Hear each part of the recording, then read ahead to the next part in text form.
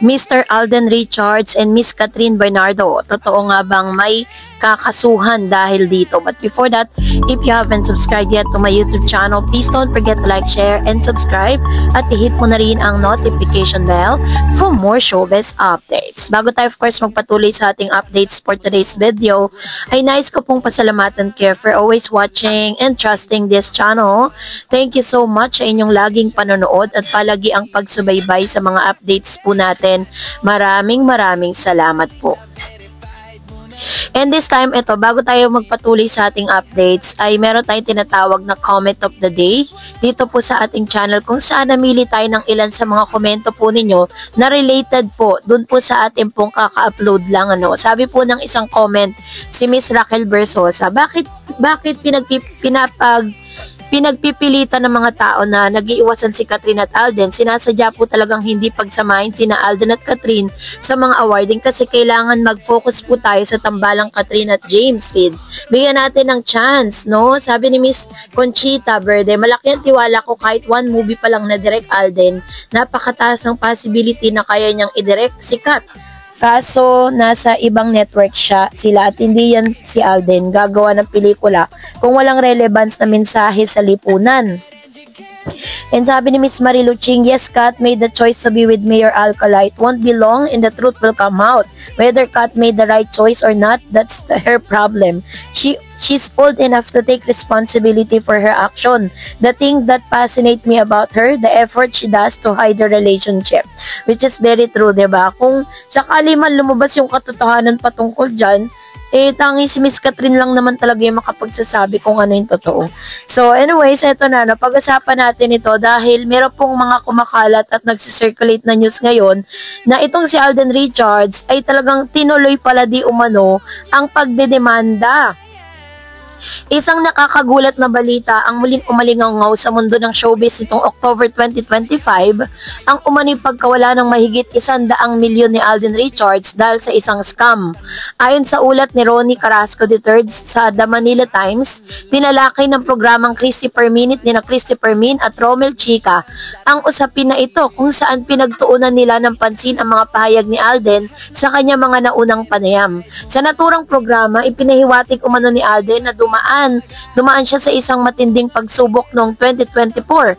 Isang yugto ng kanyang buhay na tinawag niyang hitting rock bottom. Sa mga naunang panayam, hindi direktang binanggit ni Alden kung gaano kalaki ang nawala sa kanya. Ngunit ayon sa Christy Per Minute, aabot daw di umano ng 100 milyon ang halaga ng kanyang nalugi matapos maloko sa isang investment o negosyong pinasok. Kung matatandaan po ninyo, may mga interview sa Alden Richards na dumaan siya sa sobrang depression dahil po dito po ito yung tinutukoy niya na na-depress siya ng todo dahil pinag-ipunan niya ng pinagtrabahuan niya, no? Talagang napakalinis ng pera yan. Bagamat hindi tinukoy ng aktor kung anong klaseng negosyo o kung sino ang sangkot sa sinabi ni Christy Permin sa programa na pinagmulan ng pagkawala ay isang investment scam kung saan naging biktima si Alden dahil sa sobrang pagtitiwala. Sa mga lumabas na ulat, sinabi pa ng aktor sa isang panayam na you get surprised to discover that your pail of water has gone dry. Isang matalinghagang paglalarawan sa biglaang pagkawala ng kanyang pinaghirapang ipon. Sa parehong talakayan, binanggit din ni Christy Permin at Romel na hindi nila lubos maunawaan kung paano mangyayari ito sa isang tulad ni Alden na kilalang matalino sa pinansya at maingat sa negosyo. Sa katunayan, matagal nang may reputasyon ng aktor bilang isang entrepreneur actor na maingat sa kanyang mga desisyon at aktibong lumahok sa mga lehitimong negosyo gaya ng mga restaurant at property investment. So dahil po doon, talaga namang masasabi natin na nakakashock lang na malaman na 100 milyon ang naubos or nawala kay Mr. Alden Richards. Pinagpaguran niya, talagang yun, galing po yun sa kamay, no, na kung saan talagang tinrabaho niya yun, pinagpuyatan niya yun, ilang luha, ilang kanyang kanyang inabot bago niya po makuha yung 100 milyon, tapos nawala lang ng ganon-ganon. Kaya pala meron siyang sinabi na parang nasa rock bottom, ibig sabihin, munti ka na siyang maubusan, no? Buti na lang may mga negosyo, may mga investment si Alden na talagang unti-unti nakakabawi. At the same time, isa rin sa mga malaking tulong nung sila po ay nagkaroon ng movie ni Catherine. Kasi parang iyon yung isa rin sa mga paraan kaya nakabawi din si Alden dahil ang laki ng kinita ng kanilang movie. Kaya hindi malilimutan ni Alden Richards ang pelikulang Hello Love Again dahil dito. Kasabay nito ay meron naman pong isang nag-comment, no, na talagang ito po yung nag-ugat kung bakit inimbestigahan ko po ito. Sabi ni Miss Raquel, sa mga hindi nakakaalam, nakademanda naman si Christopher Min at OG Diaz at ibang mga vloggers na social media na nagsabi na nagli-live-in raw si Catherine at Mayor. Pinagkakitaan niyo raw si Catherine, sinira niyo pa ang buhay niya. Welta ng family ni Bernardo yung demanda. Go Catherine for family Bernardo. Tama lang na lumaban na kayo sa paninira kay Catherine at hindi na rin tularan ng ibang vloggers yung chismosa na yan. Hintayin na lang natin yung sipuena ni Christy at OG at yung mga vloggers na malaman na ang nakampo ni Catherine, yung totoong identity. Good luck sa damage na nilika nyo kay Catherine. Walang katotohanan yung tungkol sa mayor na yan. Ginamit lang ni OG ang name ni Catherine para pag-usapan at makilala pa yung mayor na yan. So, meron po, naghanap po ako, no? Meron po ako nakitang isang vlog na galing kay New Gen. Ito po yung isa sa mga sinasabi niya na parang sinasabi niya na ito raw yung mga resibo na parang nagkonsulta si Mama Min at si Miss Catherine Bernardo sa isang abogado dahil gusto nilang idemanda or bumuwelta sila dito po kay Mr. OG Diaz and Christopher Min sa pagpapalabas po nila ng mga fake news patungkol kay Miss Catherine na nilike kasi isang attorney po yung nagpost niyan tapos nilike po ni Miss Bernardo Min at ni Miss Catherine. So, yung nag-post si attorney Joji Alonso na isa sa mga kilala at matinik na attorney, no, na isa rin po yan sa mga nagsasabi na talagang nagbibigay ng payo, no, katulad ng case po ni Miss Maris Racal tsaka ni Anthony Jennings. At dito rin ay siya rin ang lumalaban po kay Miss Chanda Romero sa nagpapakalat ng fake news. Napatay na daw si Miss Chanda.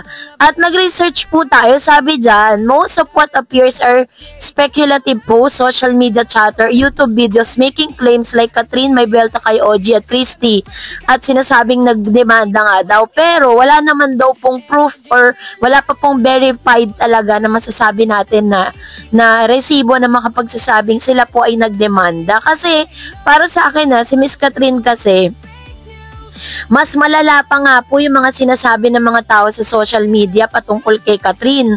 Pero never po silang nagsalita, never po silang lumaban, at never po silang nanira. Kaya nga sabi ng ilang mga fans na nakakakilala at talagang kilalang kilala po isong si Miss Catherine Bernardo. Si Miss Catherine Bernardo daw ang isa sa mga celebrity na walang ginagawang masama pero patuloy na binabash. No, talagang ganun katindi at talagang masasabi mong may impact kasi si Miss Catherine. Pag si Catherine Bernardo po talagang siniraan ng isang tao, sisikat kaso nga lang mali. Kasi kapag siniraan mo yung isang tao nang hindi naman totoo, nagpapakalat ka ng fake news, ng kasinungalingan, may balik kasi sa'yo yan Pero, yun pong mga balitang lumalabas na sila po ay nagdemanda, wala pa pong proof yan.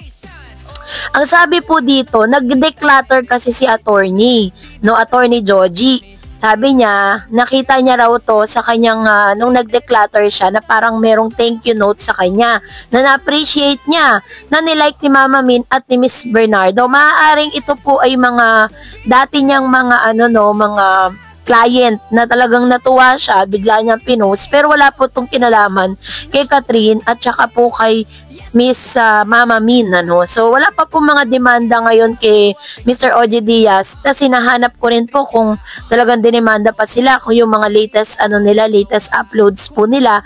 Wala pa naman pong sinasabi na meron silang demand letter na natanggap coming from Bernardo. Kasi sa huling sinabi po ni Mr. OG Diaz sa kanyang pagbe-verify na binawi niya po yung kanyang statement po nitong si Jegs na nakikipag-live-in nga itong si Miss Catherine Bernardo kay Mayor.